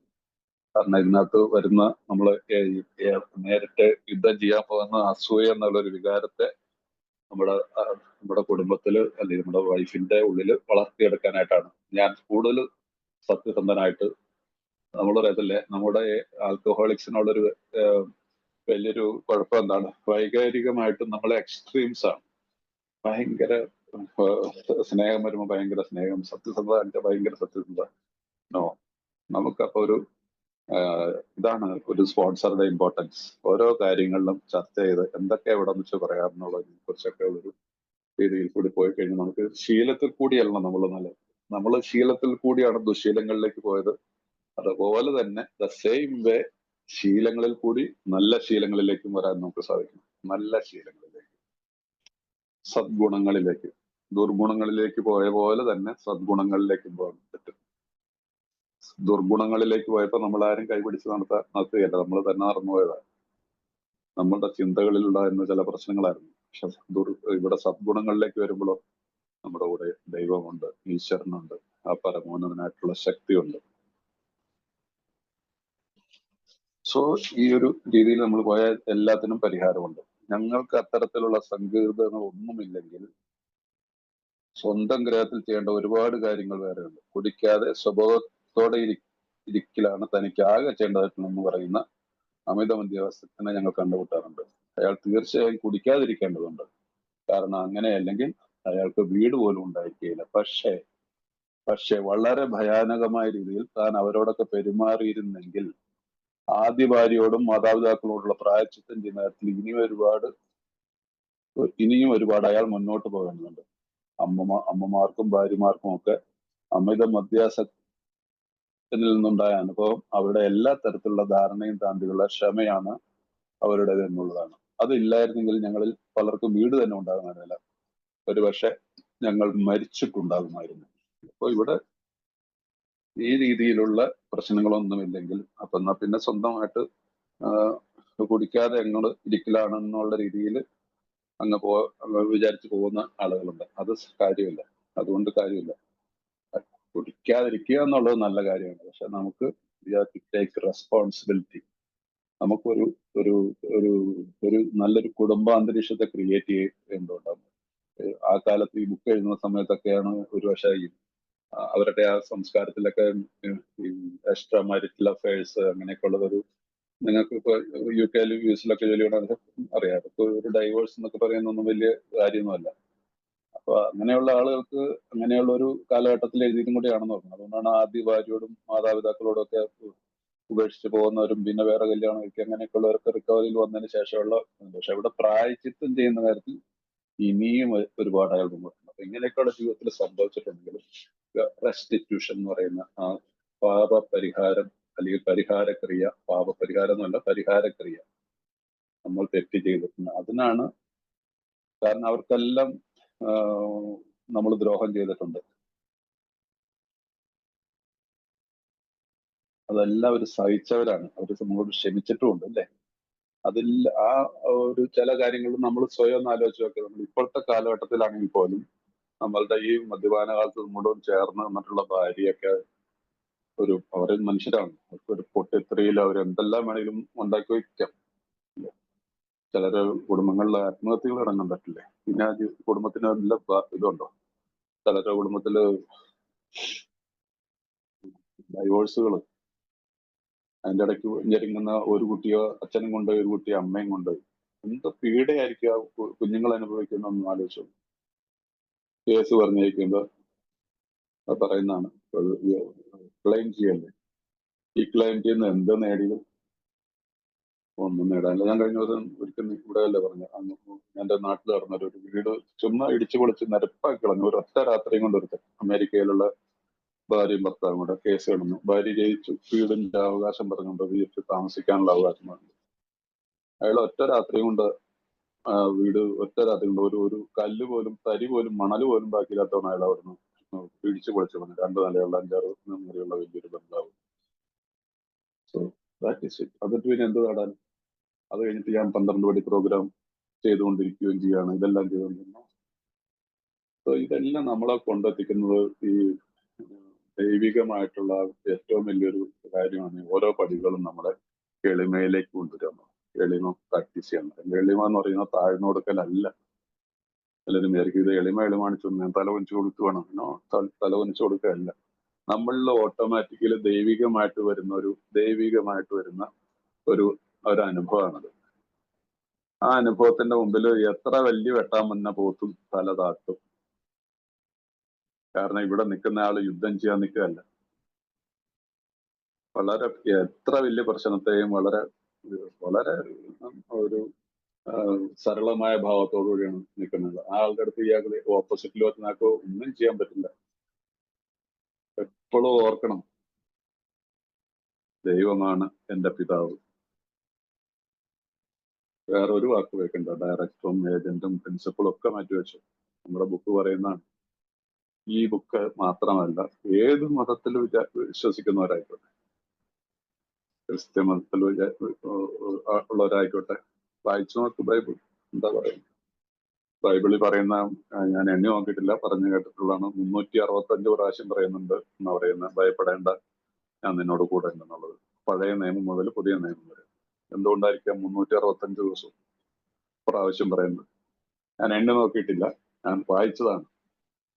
അതിനോട് സമാനമായിട്ടുള്ള സെയിം വേർഡുകളായിരിക്കണമെന്നില്ല, പക്ഷെ അതിന്റെ അർത്ഥം ഭയപ്പെടേണ്ട എന്നുള്ള രീതിയിൽ എന്നുണ്ട്. ഗീത പഠിക്കുന്നവർക്ക്, പഠിച്ചിട്ടുള്ളവർക്ക് അറിയാം. ഗീത ആയിക്കോട്ടെ, രാമായണം ആയിക്കോട്ടെ, എന്താണ് ഇതെല്ലാം സിംബോളിക് അല്ലേ? നമുക്ക് മാതൃകകളാണ്. ഞാൻ ഇപ്പൊ ഖുറാനും വായിക്കാൻ തുടങ്ങിയിട്ടുണ്ട്. ഒത്തിരി കുറെ ഒരു തെറ്റായിട്ടുള്ള ധാരണകളൊക്കെ ഇസ്ലാമിനെ കുറിച്ചൊക്കെയാണ്. പക്ഷെ വായിച്ചു വന്നപ്പോ എല്ലാ അധ്യായം തുടങ്ങുന്ന പരമകാരുണ്യവാനായ എന്ന് പറഞ്ഞിട്ടുള്ള ഒറ്റ വാക്ക് കേട്ടാൽ മതി. പരമകാരുണ്യവാനായ അള്ളാഹുവിന്റെ നാമത്തിൽ പറഞ്ഞിട്ട് ഓരോരോ അധ്യായങ്ങൾ തുടങ്ങുന്നു, അവസാനിക്കുന്നത്. പരമ എക്സ്ട്രീമായിട്ട് ഇതിൽ വലിയ കരുണയുള്ള ആളില്ല. ഇതെല്ലാം ഒരാൾ തന്നെയാണെന്ന് ഞാൻ മനസ്സിലാക്കുന്നത്. അതുകൊണ്ടാണ് ഇതൊക്കെ പഠിക്കാൻ ഞാൻ എന്നെ എന്നതായിട്ട് നിങ്ങൾ തെറ്റിദ്ധരിക്കരുത്.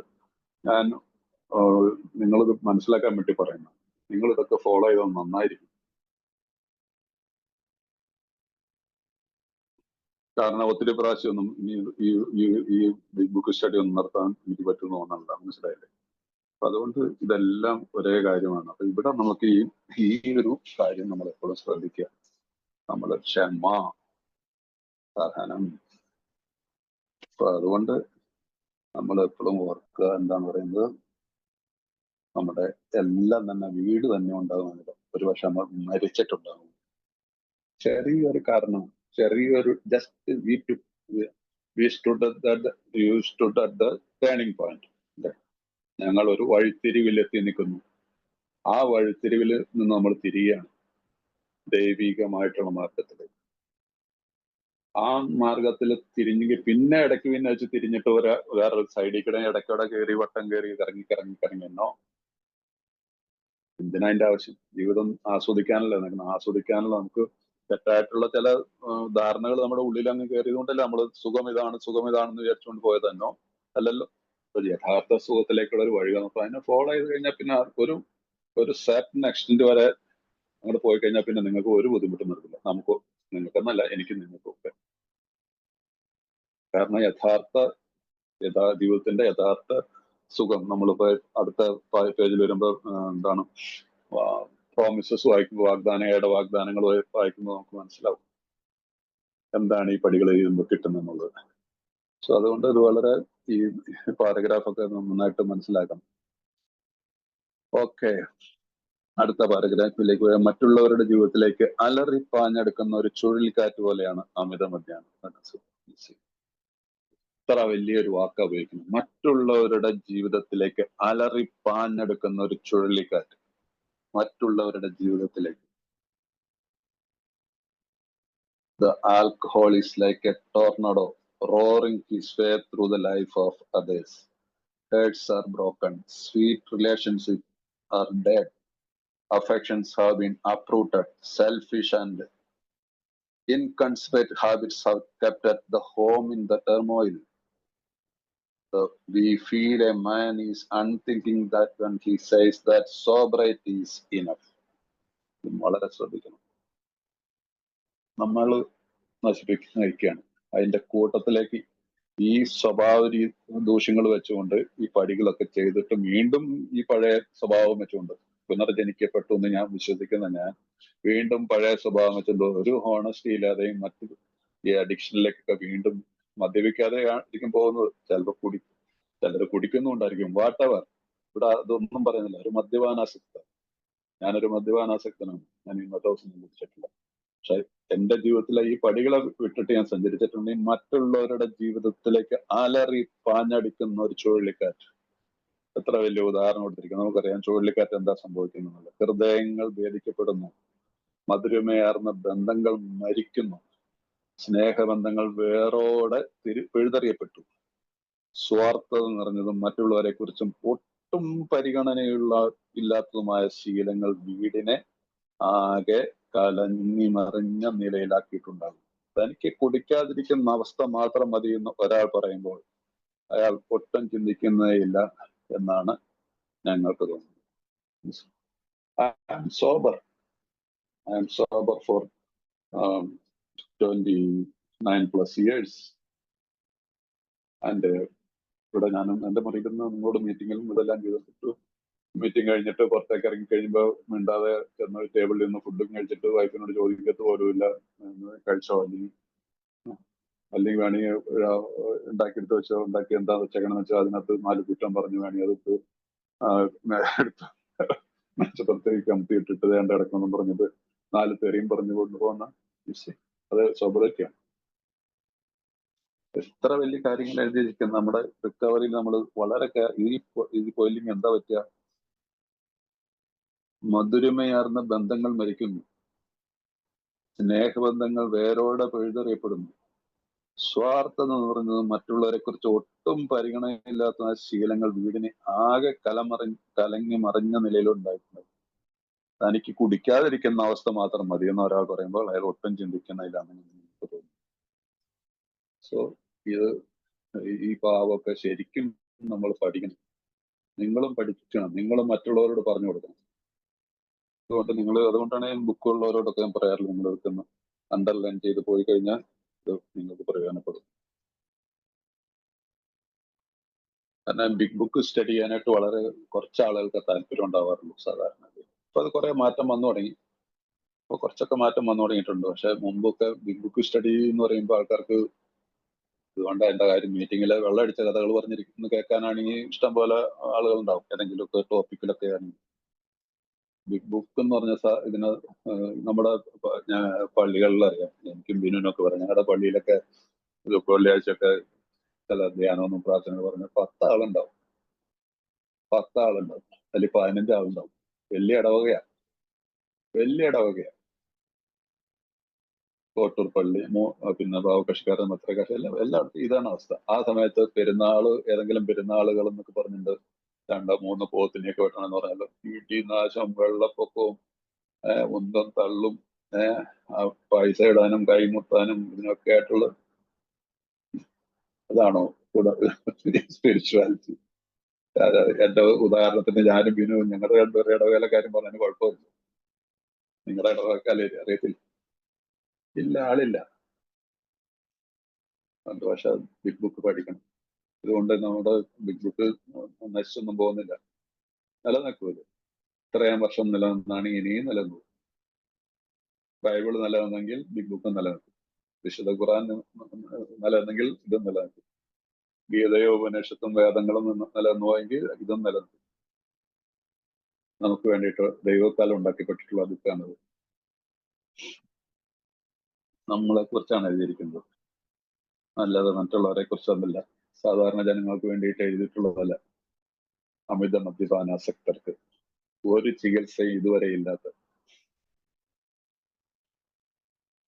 കൊടുങ്കാറ്റിൽ നിന്ന് രക്ഷപ്പെടുന്നതിനുള്ള തുരങ്കത്തിൽ നിന്നും പുറത്തേക്ക് വന്ന് തകർന്നു തരിപ്പണമായ തന്റെ വീട് കാണുന്ന ഒരു കർഷകനെ പോലാണ് ഭാര്യയുടെ അയാളായി പറഞ്ഞു. ഇവിടെ സംഭവിച്ച കാര്യങ്ങളൊന്നും കാണേണ്ട എന്റെ പറഞ്ഞവരെ, കൊടുങ്കാറ്റ് നിന്നു, അതിനാൽ അത് തന്നെ വലിയൊരു കാര്യമല്ലേ. അപ്പൊ ഇവിടെ കൊടുങ്കാറ്റിൽ നിന്ന് രക്ഷപ്പെടുന്നുള്ള തുരങ്കത്തിൽ നിന്നും പുറത്തേക്ക് വന്ന് തകർന്നരിപ്പണമായ തന്റെ വീട് നടക്കുന്ന ഒരു കർഷകനെ പോലെയാണ് അല്ല അയാൾ പറയുന്ന ആ കാര്യത്തോട് നിന്ന് എല്ലാം പോയി. എന്നാലും എന്താണ് കൊടുങ്കാറ്റ് നിന്നല്ലോ എന്നുള്ളത് ഇംഗ്ലീഷിലും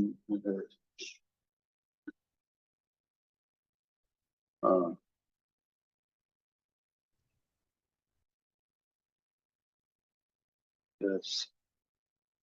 So he is thinking the father who came upon the cyclone cellar to find his home ruined. To his wife, he remarked, "Don't see anything matter here. More.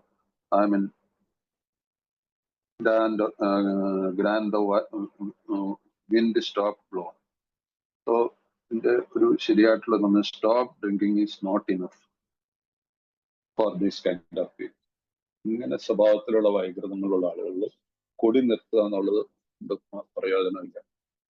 എന്തിനും ന്യായങ്ങളും കാരണങ്ങളും മറ്റുള്ളവരിലേക്ക് ബ്ലെയിം ചെയ്തൊക്കെ പറയുന്ന ആളുകളിലേക്ക് ഓർക്കുക.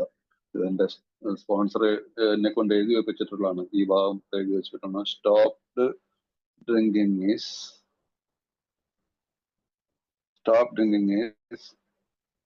Enough for this kind of people. അതുകൊണ്ടാണ് എന്താണ് we feel a man is unthinking when he says that sobriety is enough. Sobriety is enough. അങ്ങനെ ചിന്തിക്കാത്തവര്, അൺതിങ്കിങ്. അപ്പൊ അതുകൊണ്ട് നമുക്ക് ഈ സോബറൈറ്റി എന്ന് പറയുന്നതിന്റെ ശരിയായിട്ടുള്ള അർത്ഥം മനസ്സിലാക്കണമെങ്കിൽ നമ്മൾ ഇത് പഠിച്ച് തന്നെ പോകണം. സമയമുണ്ടല്ലോ അല്ലേ? യെസ്, അതെ. വളരെ ദീർഘകാലമായ കാലം പുനർനിർമ്മാണത്തിന് വേണ്ടി മുൻപിലുണ്ട്. അതിന് നാം മുൻകൈ എടുക്കണം. നമ്മൾ ഖേദിക്കുന്നു എന്ന ശോകാർദ്രമായ പെരുവിറുക്കൽ കൊണ്ട് മാത്രം കാര്യമായില്ല. നമ്മൾ പറഞ്ഞില്ലേ, ഈ ഖേദിക്കുന്നു അല്ലെങ്കിൽ അതുകൊണ്ട് കാര്യമായില്ല. നാം കുടുംബാംഗങ്ങളോട് ഒത്തിരുന്ന് തുറന്ന മനസ്സോടെ നാം ഇപ്പോൾ കാണുന്ന തരത്തിൽ കഴിഞ്ഞ കാലം വിലയിരുത്തണം. അവരെ ഒട്ടും കുറ്റപ്പെടുത്താതിരിക്കാൻ നാം ശ്രമിക്കണം. അവരുടെ കുറവുകൾ ഒരുപക്ഷെ കൂടുതൽ തെളിഞ്ഞു വരാം. പക്ഷേ നമ്മുടെ തന്നെ പ്രവൃത്തി തന്നെയാണ് അതിന് ഭാഗികമായി ഉത്തരമായിരിക്കുന്നതിനാണ് സാധ്യത. അതുകൊണ്ട് നമ്മൾ കുടുംബത്തോടൊപ്പം വീട് വൃത്തിയാക്കുന്നു. കുടുംബത്തോടൊപ്പം നമ്മൾ വീട് വൃത്തിയാക്കുന്നു. നമ്മുടെ ഇനിയുള്ള കാലത്ത് നമ്മൾ കുടുംബമായിട്ടൊരു തുറന്ന സംസാരം ഉണ്ടാവണം. മക്കളൊക്കെ ആയിട്ട് ഒന്നിരുന്ന് ആഹാരം കഴിക്കാൻ ശ്രമിക്കുക. അങ്ങനെയുള്ളതിൽ ഒരു തമാശ രൂപേണമെങ്കിലും ഒക്കെ നമ്മുടെ കഴിഞ്ഞ കാലത്തെ ജീവിതത്തിലൊക്കെ നമുക്ക് പറഞ്ഞ് വരുമ്പോൾ അതിൽ കൂടിയൊക്കെ ഈ അമൻസ്, ലിവിങ് അമൻസ് എന്നൊക്കെ പറയാറില്ല, അത് ആ കാര്യങ്ങളൊക്കെ ആ രീതിയിലൊക്കെ നടന്നിരിക്കും. അത്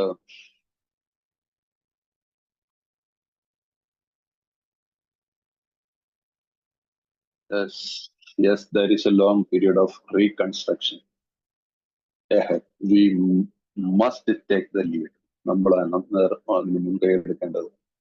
റീകൺസ്ട്രക്ഷൻ, വിൽസൺ നല്ല കുറെ വാക്കുകൾ ഉപയോഗിച്ചിട്ടുള്ളതാണ്. റീകൺസ്ട്രക്ഷൻ, റീസ്റ്റോർ, റീബോൺ, റീബിൽഡ്, വാക്കുകളൊക്കെ നല്ല നല്ല ലളിതമായിട്ടുള്ള രീതിയിൽ ഏതാണ്ട് ഒരേ അർത്ഥമുള്ള വാക്കുകളൊക്കെയാണ്. പക്ഷെ അത് നല്ല രീതിയിലാണ് അദ്ദേഹം ഉപയോഗിച്ചിരിക്കുന്നത്.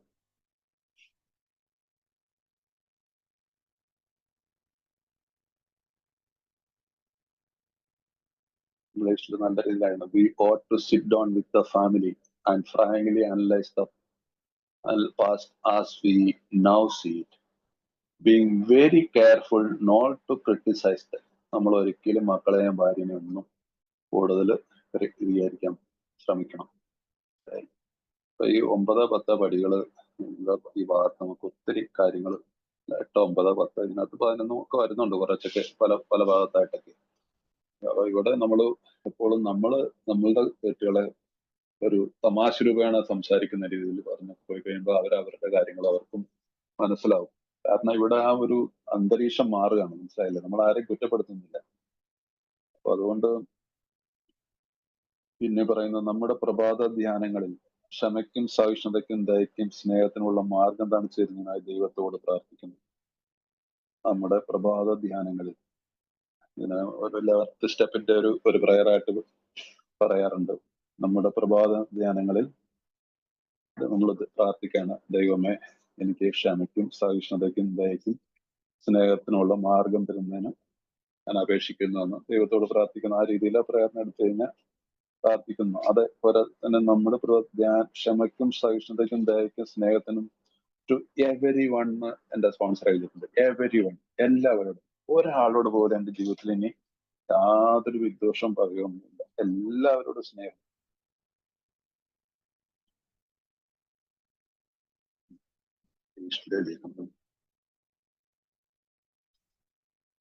Yes. So we clean house with the family, asking each morning in the meditation that our creator, C capital ആണ് അഥവാ God, show us the way of patience, tolerance, kindness and love to everybody എന്ന് നിങ്ങൾ എഴുതി ചേർത്ത് വെച്ചാൽ, ഇംഗ്ലീഷിലുള്ളവരാണ് ഇംഗ്ലീഷിൽ, അല്ലെങ്കിൽ മലയാളത്തിലുള്ളവർ എല്ലാവരോടും എഴുതി ചേർത്ത് കഴിഞ്ഞാൽ നല്ലതായിരിക്കും. അതൊരു സജഷൻ മാത്രമാണ്. ഞാൻ അടുത്ത ഭാഗത്തേക്ക് വരാം. ആത്മീയ ജീവിതം എന്ന് പറയുന്ന ഒരു തത്വമല്ല, അത് നാം ജീവിച്ചറിയേണ്ട ഒന്നാണ്. ആരുടെയെങ്കിലും കുടുംബാംഗങ്ങൾ ആത്മീയ തത്വങ്ങൾ അധിഷ്ഠിതമായ ഒരു ജീവിതം നയിക്കുന്നുള്ള ആഗ്രഹം പ്രകടിപ്പിക്കുന്നില്ലെങ്കിൽ അവരെ അതിനെ നിർബന്ധിക്കരുതെന്നാണ് തോന്നുന്നത്. അപ്പൊ ആത്മീയ ജീവിതം എന്ന് പറയുന്നത് ഒരു തത്വമല്ല. Spiritual life is not a theory. We have to live it. We have to live it എന്ന് ഇംഗ്ലീഷിൽ ഇറ്റാലിക്സിലാണ് കൊടുത്തിരിക്കുന്നത്. ഇതിന്റെ അർത്ഥം നിങ്ങൾക്ക് മനസ്സിലായില്ല. എപ്പോഴും പറയാറുണ്ട്, ഇറ്റാലിക്സ് വേർഡ്സിൽ ബിഗ് ബുക്കിൽ എഴുതിയിരിക്കുന്ന വാക്കുകൾ വളരെ ഇമ്പോർട്ടന്റ് ആയിട്ടുള്ള വാക്കുകളെയാണ്. We have to live it. Theory വായിച്ച് പഠിച്ചിട്ട് കാര്യമില്ല. ഇത് നമ്മൾ പ്രാക്ടിക്കലായിട്ട് നമ്മുടെ ജീവിതത്തിൽ കൊണ്ടുവരണം.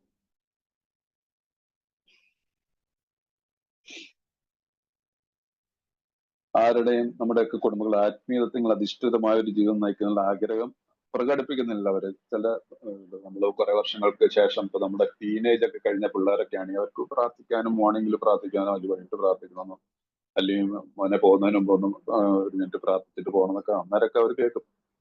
അത് ചിലപ്പോ രാവിലെ നമ്മൾ നോക്കുമ്പോൾ ആശാൻ ബുക്കും പുസ്തകമൊക്കെ എടുത്ത് ഹാണ്ടൊക്കെ ഇട്ടുകൊണ്ട് പുള്ളി അങ്ങ് ഇറങ്ങി പോകും. പ്രാർത്ഥിച്ച് കാണാറില്ല. അപ്പൊ നമ്മളത് വാച്ച് ചെയ്യുന്നുണ്ടാവും.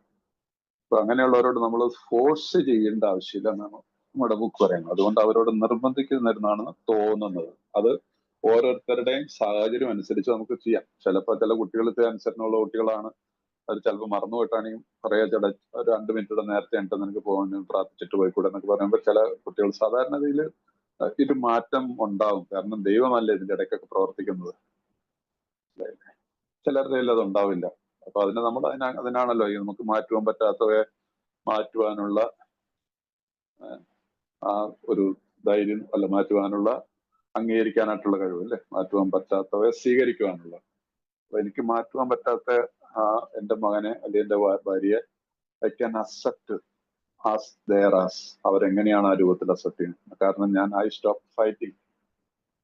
അപ്പൊ അതുകൊണ്ട് ഈ കാര്യം ശ്രദ്ധിച്ചു കഴിഞ്ഞാൽ നന്നായിരിക്കും. കാരണം നമ്മൾ അപ്പോഴും പ്രതീക്ഷ വെക്കണം, നമ്മുടെ ജീവിതത്തിൽ, എന്റെ ജീവിതത്തിൽ ദൈവത്തിന്റെ ഇടപെടൽ ഉണ്ടാവും എന്നുള്ള ഒരു വിശ്വാസം ഉണ്ടായിരിക്കണം. ആത്മീയ കാര്യങ്ങളെ കുറിച്ച് നാം അവരോട് നിരന്തരമായി പറഞ്ഞുകൊണ്ടിരിക്കരുത്. സമയമാകുമ്പോൾ അവർ മാറിക്കൊള്ളും.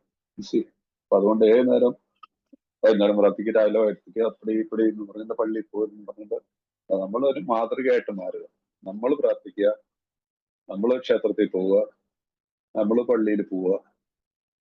ഇങ്ങനെ വരുമ്പോൾ ആ മാറ്റം നമ്മുടെ വീട്ടിലുണ്ടാവും, സാധാരണതയിലുണ്ടാവും. അപ്പൊ അതുകൊണ്ട് അത് ആ ഒരു വിശ്വാസം ചിന്തിക്കുക. 10-20 വർഷക്കാലം നിരന്തരമായ കുടി ആരുടെയും കാര്യത്തിൽ അവിശ്വാസമുള്ള ഒരാൾക്ക് എന്ന കാര്യം നാം ഓർക്കണം.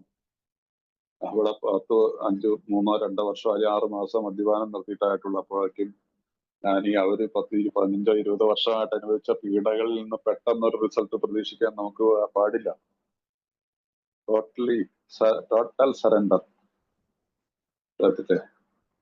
ദൈവിൽ 3-ാമത്തെ പടിയുടെ പ്രാർത്ഥനയുടെ അവസാന വാക്ക്, എന്റെ ഇഷ്ടമല്ല അവിടുത്തെ ഇഷ്ടം പോലെ എനിക്ക് ഭവിക്കണമെന്നുള്ള പ്രാർത്ഥന. ഈ പ്രാർത്ഥന മാത്രമെങ്കിലും പ്രാർത്ഥിക്കുക. എന്നും നിങ്ങൾ ഇതൊന്ന് പ്രാർത്ഥിച്ചു, ഈ ഒരു വാക്ക് പ്രാർത്ഥിച്ചാൽ മതി. പ്രാർത്ഥിക്കാനൊക്കെ മടിയോ അല്ലെങ്കിൽ ശീലമില്ലാത്തവർ ഇത്രയും പ്രാർത്ഥിക്കുന്നതിന് ബുദ്ധിമുട്ട്.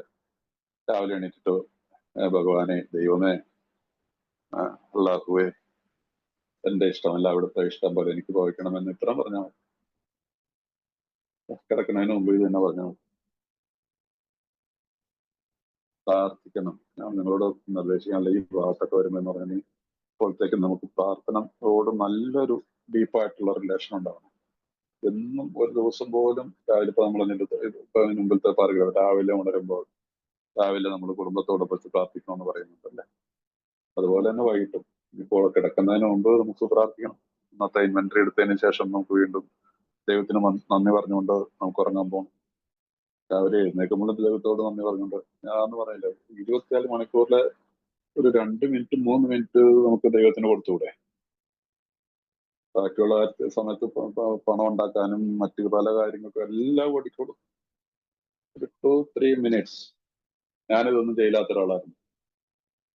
അല്ലേ, പ്രാർത്ഥിക്കാനും സമയം ഉണ്ടാകുന്നില്ല. പള്ളിയിൽ പോയാലും ഞാൻ പള്ളിയിലൊന്നും ആയിരുന്നില്ല, മനസ്സിലായില്ല. അപ്പൊ അങ്ങനെ ജീവിച്ചിട്ട് പക്ഷെ നമ്മൾ ശീലങ്ങൾ ഇന്ന് പ്രാർത്ഥനയുടെ ശീലമായിട്ട് മാറി. പ്രാർത്ഥിക്കാതെ കിടന്നുറങ്ങാൻ പറ്റത്തില്ല. രാവിലെ എഴുന്നേറ്റ് പ്രാർത്ഥിക്കും. ലളിതമായിട്ടുള്ള കാര്യങ്ങളുള്ളൂ. ചില ദിവസം ദീർഘമായിട്ട് പ്രാർത്ഥിക്കുക. അത് ഓരോരോ ദിവസത്തെ രീതി അനുസരിച്ച്. പക്ഷെ പ്രാർത്ഥിക്കും. അത് നമ്മളുടെ ഏത് മതത്തിലാണെങ്കിലും ഇത് പറഞ്ഞിട്ടുള്ളതാണ്. പോരാത്തതിന് ഇപ്പൊ ഈ എഴുതി വെച്ചിരിക്കുന്ന ആളൊക്കെ എന്തായിരുന്നു? അഗ്നോസ്റ്റിക് ആയിരുന്നു അല്ലേ? ബിൽ വിൽസൺ ഒരു അഗ്നോസ്റ്റിക് ആയിരുന്നു. അവസാന ഇദ്ദേഹമല്ലേ ഈ പ്രാർത്ഥനകളൊക്കെ കമ്പോസ് ചെയ്തിരിക്കുന്നു. ആദ്യത്തെ 100 പേരിലുള്ളൊരു പകുതിയിലധികം പേരും അഗ്നോസ്റ്റിക്കുകളായിരുന്നു. ബിലീവേഴ്സ് ആയിട്ട് വന്നവര് ഈ ഓക്സ്ഫോർഡ് ഗ്രൂപ്പിൽ നിന്ന് വന്നിട്ടുള്ള കുറെ പേരേ ഉള്ളൂ. അല്ലാത്തവരൊക്കെ അഗ്നോസ്റ്റിക്സുകളായിരുന്നു, അജ്ഞേയവാദികളായിരുന്നു, നിരീശ്വരവാദികൾ കുറച്ചു പേരുണ്ടായിരുന്നു. അപ്പൊ ഈ പ്രാർത്ഥന ഒരു ശീലാക്കുക, ഇതാണ് ഇതിൽ നിന്ന് മനസ്സിലാക്കാനുള്ളത്.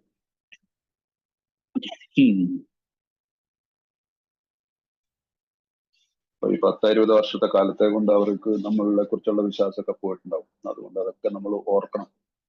അതുകൊണ്ട് അതിന്റെ അർത്ഥം എന്ന് പറഞ്ഞാൽ നമ്മൾ ക്ഷമിക്കുക, സ്നേഹം കാണിക്കുക, മനസ്സിലായില്ലേ?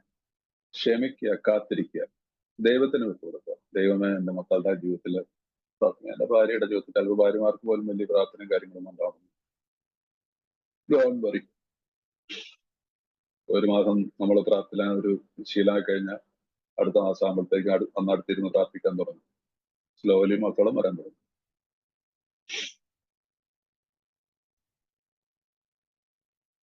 അല്ലാതെ വേറെ വഴിയില്ല, മനസ്സിലായി? നമ്മൾ വിചാരിക്കുന്ന മാതിരി കാര്യങ്ങൾ നടക്കത്തില്ല, അത് മനസ്സിലാക്കും.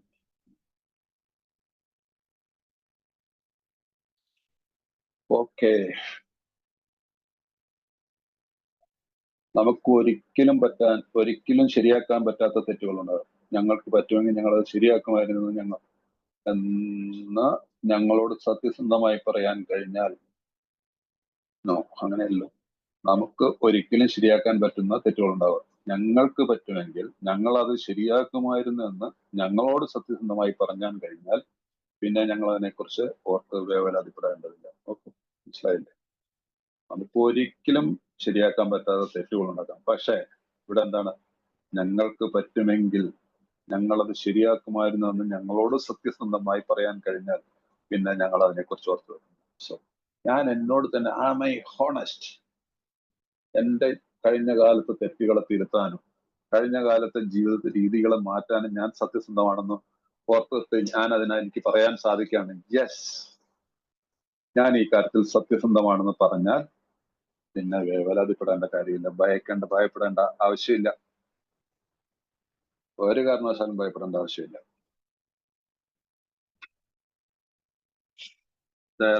There may be some wrongs we can never fully right. We don't worry about them if we can honestly say to ourselves that we could write them if we could. So we would write them if we could. Some people cannot be seen. We send them a honest letter. പരിഹാര പ്രക്രിയയുടെ ഭാഗത്താണല്ലോ അപ്പൊ നിൽക്കുന്ന. അതിനകത്ത് എന്താണ്, yes, നമുക്ക് നമ്മുടെ list 8-9 പടിയുടെ ഭാഗത്ത് കൂടിയാണെന്ന് അറിയാലോ. അപ്പൊ ഇവിടെ നമുക്ക് എന്താണ് പറയുന്നത്, കുടുംബമായിട്ടുള്ള ലിവിങ് കമന്റ്സ് നടന്നുകൊണ്ടിരിക്കുന്നു. ഇനിയിപ്പോ നമുക്ക് ഒരിക്കലും നേരിട്ട് കാണാൻ പറ്റാത്ത ആളുകളുണ്ടാവാം, നേരിട്ട് കാണാൻ പറ്റാത്ത. അപ്പൊ എനിക്ക് UK ഉള്ള ഒരാളോട് ഞാൻ തെറ്റ് ചെയ്തിട്ടുണ്ടെങ്കിൽ എനിക്ക് അദ്ദേഹത്തിനോട് എന്താ ചെയ്യാൻ പറ്റും? നേരിട്ട് വിളിക്കാനോ അല്ലെങ്കിൽ അങ്ങനെയുള്ള ഒരു അക്കാലത്ത് ഇങ്ങനെ ഇല്ല. ഇപ്പോഴെല്ലാം നമുക്ക് ഫേസ് ടു ഫേസ് ഒക്കെ വിളിക്കാം. ഇത് എഴുതുന്ന കാലത്തിൽ ഇതൊന്നും ഇല്ലാന്നും കൂടെ നമ്മൾ ഓർക്കണം. അപ്പൊ അങ്ങനെയുള്ളപ്പോ എന്താണ് ചെയ്യുന്നത്? നമ്മളവർക്ക് സത്യസന്ധമായ ഒരു കത്ത് അയക്കുന്നു. എനിക്കിങ്ങനെ ഒരു തെറ്റ് പറ്റിയിട്ടുണ്ട്, ഞാൻ നിന്നോടൊരു തെറ്റ് ചെയ്തിട്ടുണ്ട്, വിശ്വാസവഞ്ചന ചെയ്തിട്ടുണ്ട്. ഏതായാലും ആണുങ്ങളായിട്ടോ ചിലപ്പോൾ പെൺസുഹൃത്തായിരിക്കും. അങ്ങനെയുള്ളൊരു സാഹചര്യം അവരുടെ കയ്യിൽ തന്നെ ഇത് എത്തുള്ളൂ എന്നുള്ളൊരു രീതിയിലാണ് നമ്മളൊരു കത്ത് അയക്കുന്നത്. സ്വന്തം ചേട്ടനോടായിരിക്കും, അനിയനോടായിരിക്കാം, അവനോട് നമ്മൾ ദ്രോഹിച്ചിട്ടുണ്ടാവാം. ഇല്ലെങ്കിൽ നമ്മൾ വിദേശത്തായിരിക്കാം, അവര് നാട്ടിലാണെങ്കിലും നമുക്ക് നേരിട്ട് അയക്കാം, ഒരു കത്തയക്കാം. വിളിച്ച് സംസാരിക്കാനൊക്കെ പറ്റില്ല, വിശദമായിട്ടൊരു കത്തയക്കാം. സുഹൃത്തുക്കളാവാം, ആരായാലും ആ ഒരു നല്ലൊരു ഓപ്ഷൻ തന്നിട്ടുണ്ട്. ചിലരുടെ കാര്യത്തിൽ തെറ്റുപറ്റുന്നത് ശരിയാക്കൽ നീട്ടിക്കൊണ്ടുവന്നത് തക്കതായ കാരണം ഉണ്ടായേക്കാം. പക്ഷെ ഒഴിവാക്കാൻ പറ്റുമെങ്കിൽ ഞങ്ങൾ ഇത് താമസിപ്പിക്കാറില്ല. ചില ആളുകളുടെ കാര്യത്തിൽ ചിലപ്പോൾ സാധിക്കുന്നു വരില്ല. അതൊരു റീസണബിൾ ആണോ എന്നുള്ളത് സ്പോൺസറുമായിട്ട് സംസാരിക്കുക. തൽക്കാലം അത് നമുക്ക് പിന്നെ പെൻഡിങ്ങിൽ വെക്കാൻ പറയാൻ നമുക്ക് സാധിക്കണം. അത് ഒറ്റയ്ക്ക് ഒരു തീരുമാനമായിട്ട് എടുക്കാതിരിക്കുക. പക്ഷെ ഒഴിവാക്കൽ പറ്റുമെങ്കിൽ ഞങ്ങൾ ഇത് താമസിപ്പിക്കാറില്ല. ഏറാൻമൂളികളാകാതെയും ഉപയോഗശൂന്യരാകാതെയും നാം സാമാന്യ ബുദ്ധിയുള്ളവരും നയപരമായ സമീപനവും മറ്റുള്ളവരോട് പരിഗണനയുള്ളവരും വിനയാന്വിതരുമായിരിക്കണം. ദൈവത്തിന്റെ ആളുകൾ എന്ന നിലയ്ക്ക് ഞങ്ങൾ സ്വന്തം കാലുകളിൽ നിൽക്കുന്നു. ഞങ്ങൾ ആരുടെ മുമ്പിലും ഇഴയേണ്ട ആവശ്യമില്ല. എത്ര വലിയ വാക്കാണ് എഴുതിയിരുന്നത്. ഇതിൽ വലിയൊരു വാക്ക് പറയാൻ ഇംഗ്ലീഷിൽ എഴുതിയിരിക്കുന്ന വാക്കെന്താണ്?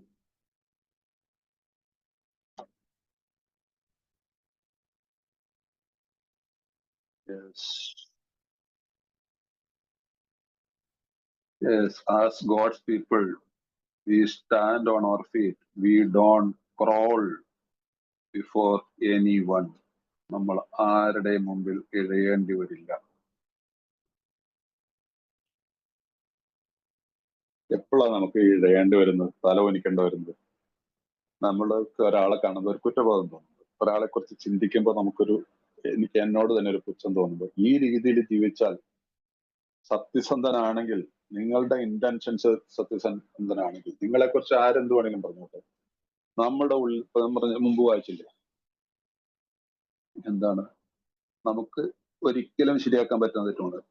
ഞങ്ങൾക്ക് പറ്റുമെങ്കിൽ ഞങ്ങളത് ശരിയാക്കുമായിരുന്നു. ഞങ്ങളോട് സത്യസന്ധമായി പറയാൻ കഴിഞ്ഞാൽ ഞങ്ങൾ അതിനെക്കുറിച്ച് യൂസ് ചെയ്യും. ഈ വാക്ക് വളരെ ഇമ്പോർട്ടന്റ് ആണ്. അതുകൊണ്ട് മറ്റുള്ളവരുടെ അപ്രൂവൽ നമുക്ക് ആവശ്യമില്ല. ഞാൻ എന്തെങ്കിലും എന്റെ ഭാഗത്തുനിന്ന് ഒരു തെറ്റ് പറ്റിയിട്ടുണ്ടെങ്കിൽ അത് തിരുത്താൻ ഞാൻ സജ്ജനാണോ സന്നദ്ധനാണോ എന്നുള്ളതാണ് എനിക്ക് ചോദിക്കേണ്ടത്. Yes, I am ready. ഞാൻ അതിനെ തിരുത്താൻ സന്നദ്ധനാണെങ്കിൽ പിന്നെ ഒരുത്തരെയും ഭയപ്പെടേണ്ട കാര്യമില്ല. അങ്ങനെയുള്ള ഒരു വ്യക്തിക്ക് ആരുടെ മുമ്പിലും തലകുനിക്കേണ്ടി വരത്തില്ല. എവിടെയും തല പിടിച്ചു നടക്കില്ല. ആരെയും കാണുമ്പോൾ ഒളിച്ചോടേണ്ടി വരത്തില്ല. ആരും കയറുമ്പോൾ പമ്മിയിരിക്കേണ്ടി വരത്തില്ല. ആരെങ്കിലും കാണുമ്പോൾ മീറ്റിംഗിൽ നിന്ന് ഇറങ്ങി ഓടേണ്ടി വരത്തില്ല. മീറ്റിംഗിൽ എന്ന് പറഞ്ഞാൽ അതൊരു ചിലർക്ക് അങ്ങനെ സംഭവിച്ചിട്ടുണ്ടാവും. എന്റെ ജീവിതത്തിൽ അങ്ങനെ പലരും ഞാൻ ഒരിക്കലും എല്ലാത്തിനും നേരിട്ടിട്ടുള്ളൂ. എല്ലാവരോടും തുറന്ന കാര്യങ്ങൾ സംസാരിച്ചിട്ടുള്ളൂ.